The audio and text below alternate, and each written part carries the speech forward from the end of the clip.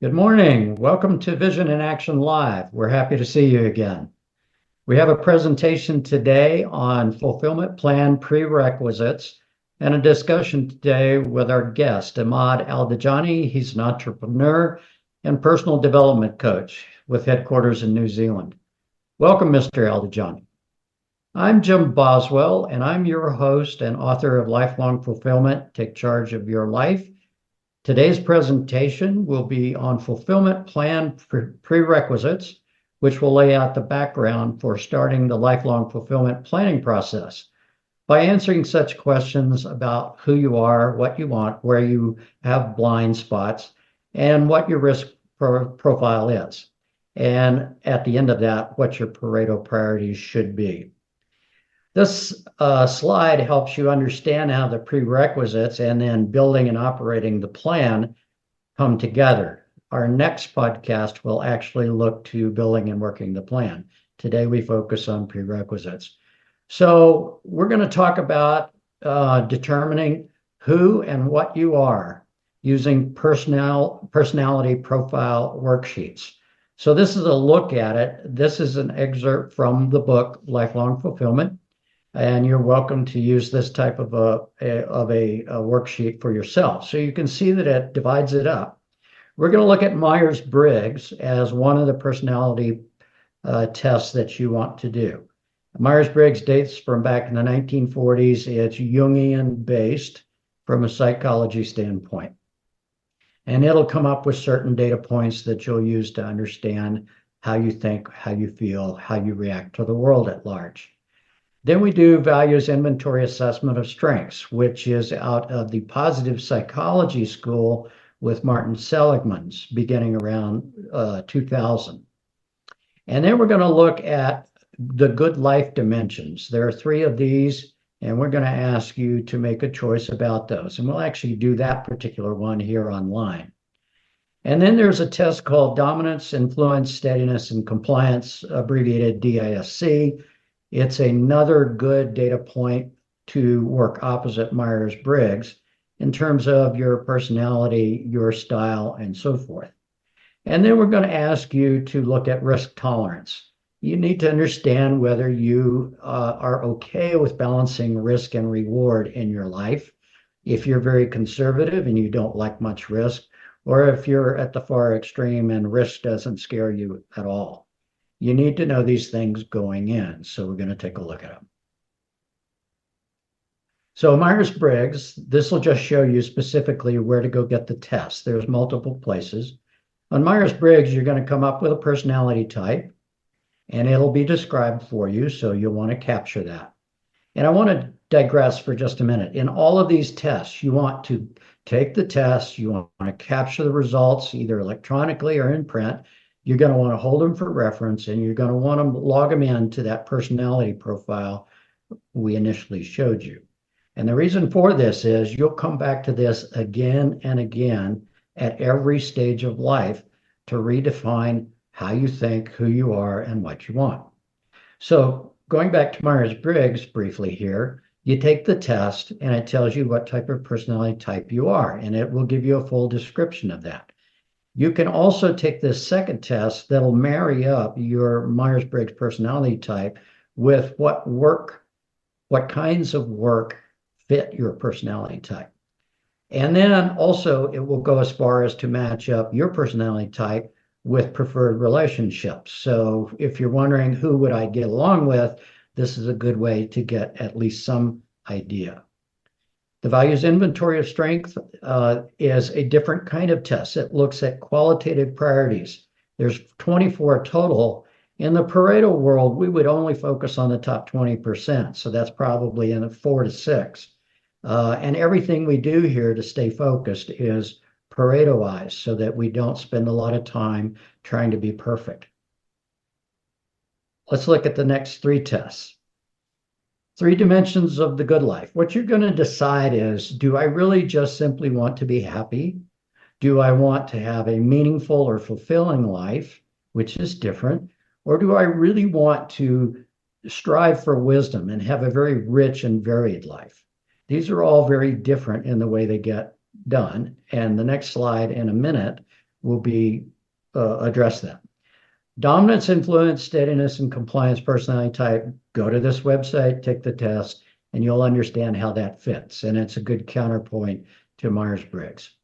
Risk tolerance is something that you'll take this test online also, which will assess, are you risk averse? Are you okay with balanced risk, etc. So let's take a look at the 3 dimensions of the good life so we understand what we're talking about. This is well researched. I'm not going to worry about acquainting you with the authorities on that. It's in the book and on the website if you want it. The happy life is really in the middle of the Maslow's hierarchy of needs. And the thing it produces is personal satisfaction. In other words, it's an emotional reaction to the conditions of your life relative to what makes you happy. So its features are comfort, joy, and serenity. Facilitators for that, well, you need enough money, you need enough time, you're going to need good positive relationships, and you need a positive mindset to achieve that. Moving up the Maslow's hierarchy of scale up to the pinnacle, you'll find what's called the meaningful life. Well, the meaningful life in our, lifelong fulfillment jargon is fulfillment itself. And so it's about meaning in life, maybe societal contribution. It is hallmarked by significance, purpose, and coherence in your thought processes. It is much more cerebral, say, than the happy lifestyle, which is more emotional based.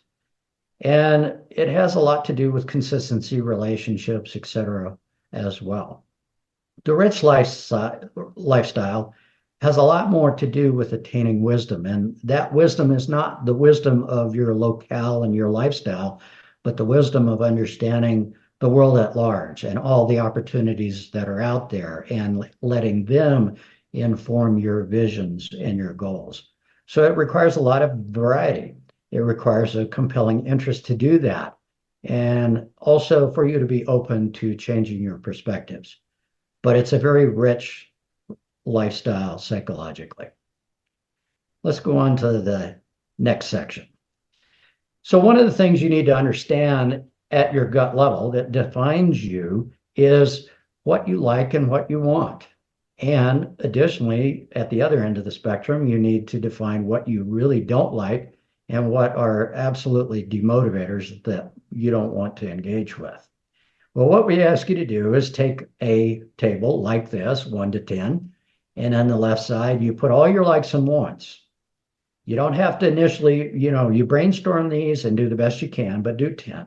Do the same thing on dislikes and demotivators. Now, once you've done that, pick the 2 highest priority items in the likes and wants, and those go into slots 1 and 2 on this page. Pick the top 2 demotivators and dislikes and put those in the top 2 on the right-hand side of the page. So now you know something, but you're not going to try and do all 10. You're going to focus using the Pareto rule on the top 2. Okay, let's look at a similar exercise in another area. This is called strengths, weaknesses, opportunities, and threats. This is very popular in the business community for identifying ways to improve their business. SWOT actually includes almost everything a human can experience or has in their makeup. Their health, their IQ, financial resources, work experience, self-awareness, their maturity, their emotional control, their optimism, their persistence, anything you can name. So don't hold back. This worksheet is actually divided up, we'll see it in a minute, into 4 quadrants. And in each quadrant, you want to identify 5 detailed items, 5 strengths, 5 weaknesses, 5 opportunities, and 5 threats. Then what you want to do is exercise Pareto so that you identify the number 1 issue in each quadrant, the number 1 strength you have, the number 1 weakness, the number 1 opportunity, and the number 1 threat. And so that you want to retain that because that's going to inform your detailed planning and your operations, which will come in the next broadcast. And this is what the worksheet looks like. It's real simple. You can do this on a piece of paper, but please do it, and it'll be revelatory, and you'll appreciate having that in your planning. And then there's the issue of what you don't know. We're all born into this world not knowing everything, and we have to learn. And that's the advantage of being a human, is we are capable of learning. But the problem is, at any point, there are things you don't know. And sometimes you don't know that you don't know. So in point of fact, the Johari window helps us do that.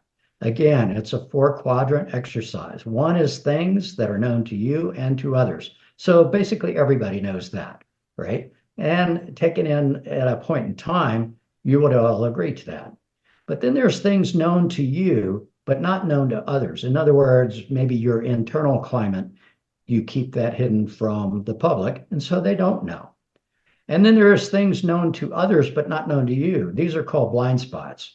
This is where, for instance, in this discussion right now, I don't know how I'm being received. I would actually have to ask you how you felt this conversation went. And I need to internalize that. That's an important data point for the success of a podcast. And then there's things unknown to others and unknown to you. And so we all have that issue. And so what this points out is the absolute need for continuous learning throughout your lifelong experience. So you put 5 items in each of these categories: area, facade, blind spot, and unknown. Then again, using Pareto, you focus those efforts on one item in each that stands out as the biggest priority. Let's look at that table. Here's your table for you. Very simple and pretty simple to do. Take your time and go ahead and do that, and then hang on to it. Okay, moving along. So this is our podcast for this week. Next week, we will cover how you use the information you develop from this week to next week. So this one really helps you understand your prerequisites for lifestyle planning. If you don't know where you are and who you are and what you don't have point A so that you can proceed on to point B. You need to know your preferences for these lifestyle plans. So in 1 week, we'll podcast the building and working of the lifestyle development plan, and all of these things will come into play. So in the meantime, if you want to, go to the lifestyle planning newsletter on the website and the website itself for further guidance in these areas. And good luck to you on that. Now's the time in our program when we entertain perspectives of point solution experts and other people leading self-directed lives. Emad Aldajani joins us today. He's an entrepreneur and personal development coach, currently headquartered in New Zealand, and he's both of these. He's dedicated to fueling the quest for clarity, direction, and predictability in an unpredictable world, which I need to understand how to do that.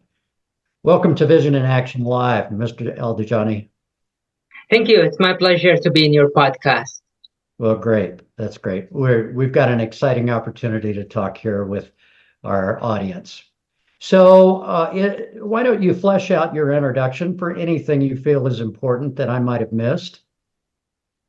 So it's just my approach is a holistic approach for people. So yes, I am a coach, but when I address a problem, I address it holistically from as much angle as possible. I see. And then do you practice everywhere virtually, or do you have a geographic preference for your practice? I practice virtually. Almost everything is virtual. It's almost all virtual. Well, that's very modern of you. Thank you. So why don't you tell us about this creating your own destiny and crafting a predictable future? How about give us the overhead on that, and then we can dig into some details. Yeah, sure.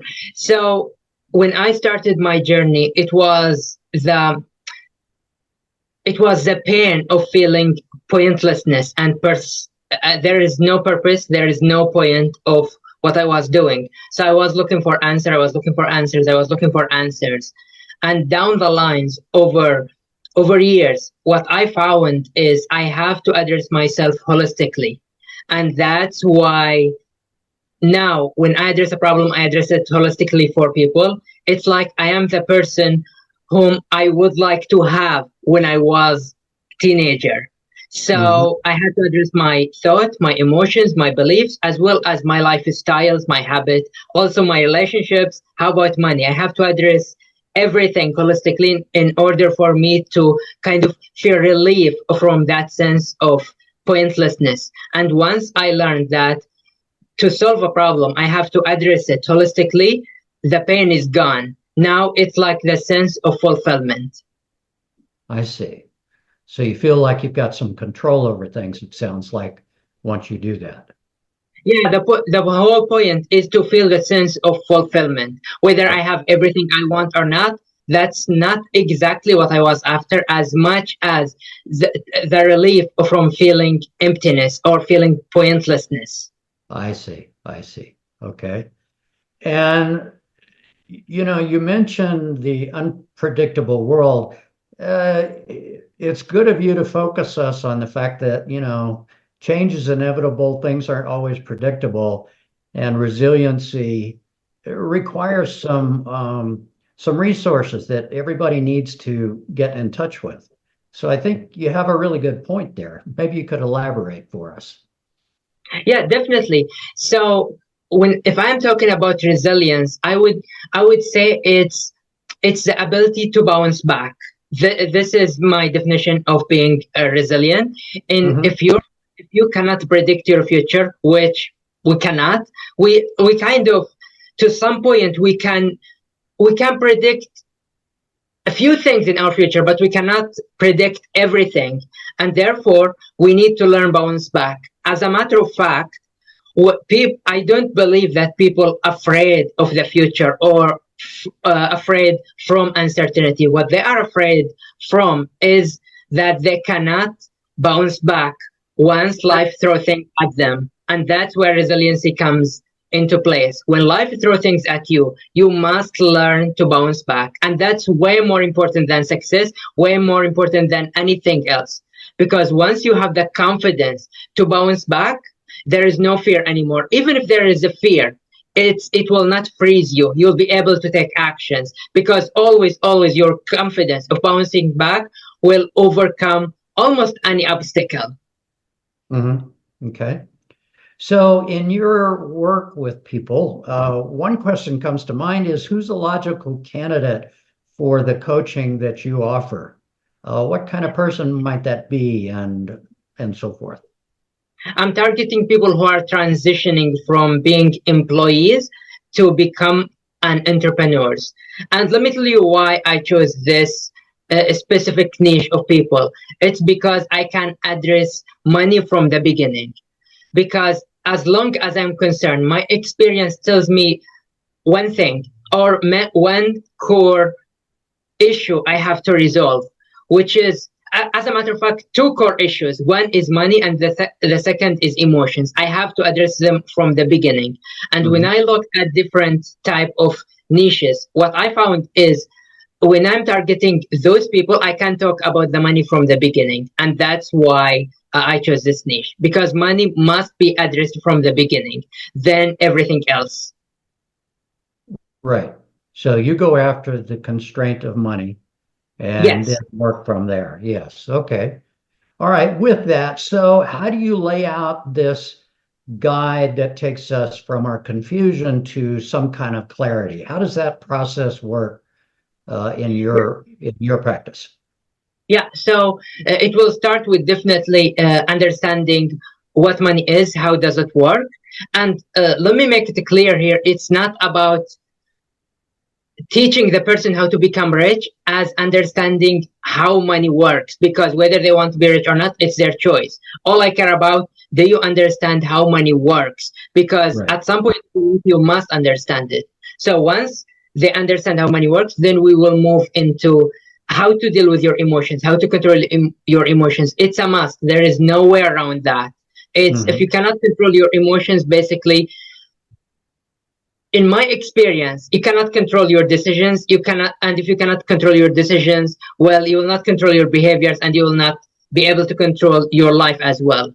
So then from there, I'll take it to address the way they think, what's their mindset, and then at the end, they have to learn how to plan their future, how to see the future even before it happens. Although I'm talking about it logically, because so I remember when I started coaching, which was more than 10 years ago, there were people talking about coaching. There were people talking about the future of coaching. There are some people who already know where are we heading. And that's the whole point, is you have to understand where are we going before we go there. There is a logic behind it. So it's not random, because if I trace it back, always, it's almost always, and I have seen this in many fields, it's there are people who know where are we heading, although probably they didn't talk about it clearly, but they know where we're heading, and they may give us some hints of that direction. Right. Are you able to help people with kind of brainstorming their futures? I mean, do you guide that process, or do you have tools that you offer, or is it the one-on-one talk like this that develops their idea about their future? Yeah, it's so I have mainly two things. One, I'll work with them to plan their future. This number, they have to plan it. And the second, yes, I have tools I provide people with where they can to some extent, let's say, prepare well for the future. So, yeah, go ahead. Okay, all right. So how do you help them with part of your program is discovering and honoring their own personal values, who they are at their core, and carrying that forward into their vision for the future. So how do you get at your core essence, if you will, if you don't already really know, if you're in that state of confusion? How do you go about that? Yeah, so I have one specific question, and if people can answer it honestly, it's likely that they will find their core value. So, which is this: if you feel empty within, when you sit alone and let's say you sit alone and you just focus on your breath, and then you just let go of everything, suddenly you will start to feel emptiness within. It's like you have that sense of, I have to do something. Something is missing in my life. I don't know what is it, but something is missing. If you can go beyond that feeling, if you can just look underneath that feeling, you will find something that's really important to you. What is it? It's different from person to person, but underneath that feeling of emptiness, there is a motivation which drives the person behaviors. And that's my personal experience, where the drive of their behavior, that their vitality is beneath that feeling of emptiness. But something happened during their life where it kind of suppressed that motivation at some point. Although even after separation of that motivation, they're still able to act. They're still able to live their life, but always they have that feeling of something is missing. Right. Okay. So you get to something that they're not aware or, conscious about. You bring that to the fore, and then that can become a focal point.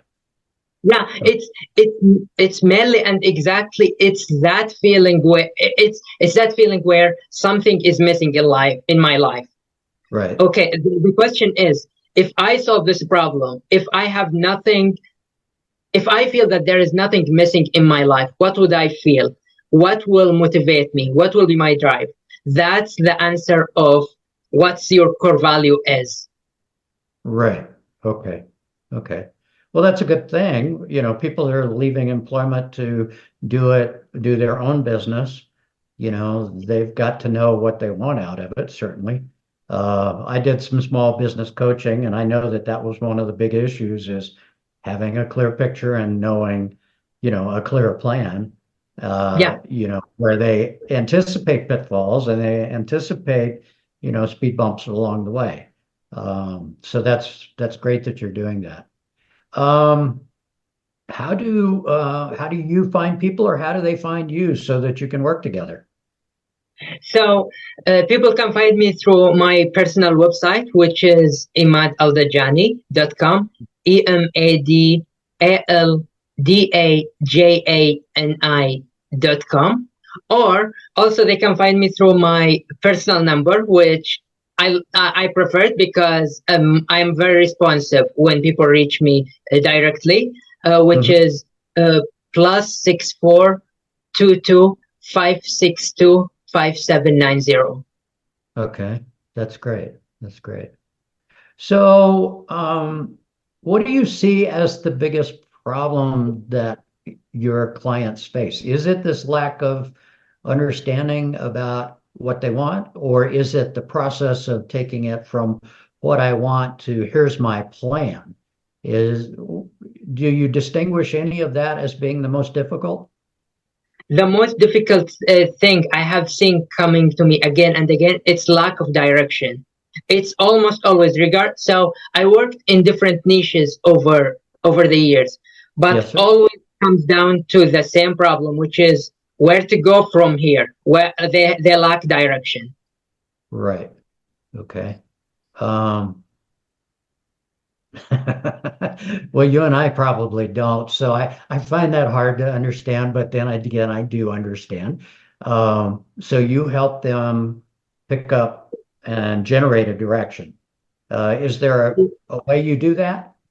Yes. So when I saw this, and that's as a matter of fact, this is one of the reasons why I address things holistically, because I cannot teach someone how to deal with money, because then the question is, okay, I dealt with money, how to deal with my relationships. So, and then we'll move to relationships. Then what will I do with my thought and emotions? So once I address everything, once I address the person holistically, now Yes. they calm down. Now they have that sense of certainty, that sense of peace. And once they reach that point, they can see clearly. They will be able to see clearly, and that's the whole point. Once they see, once they become, once they have that sense of peace after understanding themselves and their life holistically, Right. direction will show up in its own.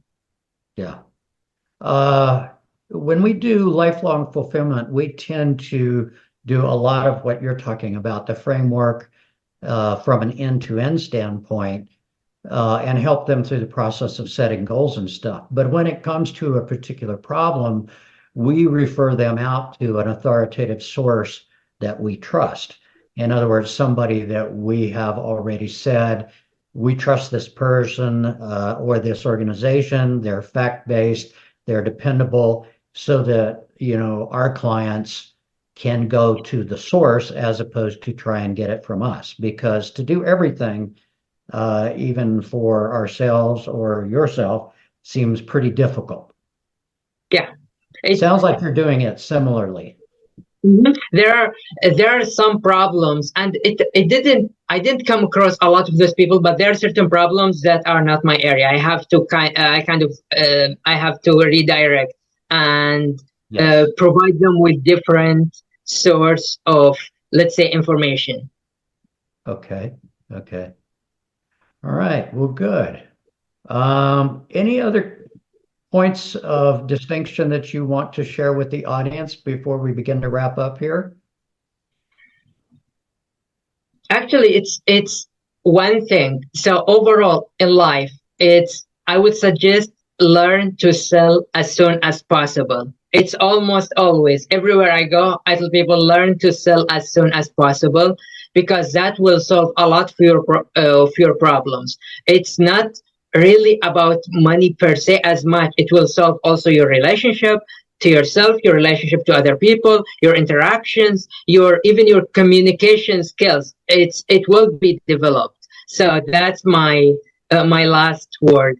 Right. So learning to sell, is that the same as kind of learning to promote yourself? Is that what, It am I it's understanding that?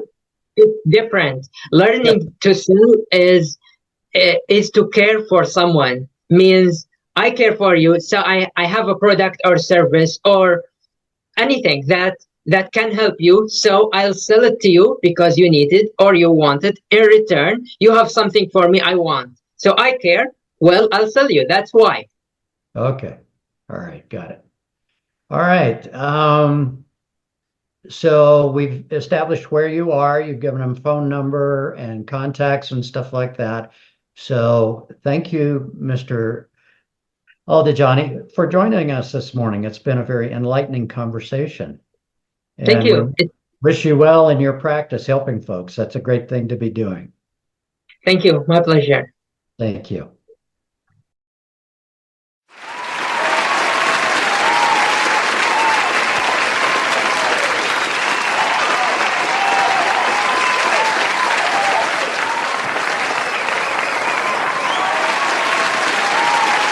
With a VSP individual vision plan, you're the one pulling the strings. Because taking care of your eye health after retirement comes with a lot of decisions that only you should make, like choosing how to save on the lens enhancements you need, the right name brand frames for your style, and choosing your eye doctor from the nation's largest independent doctor network. Even how you enroll is up to you. Make the best decisions for your vision at the eye doctor's office, retail locations, and online with VSP individual vision plans.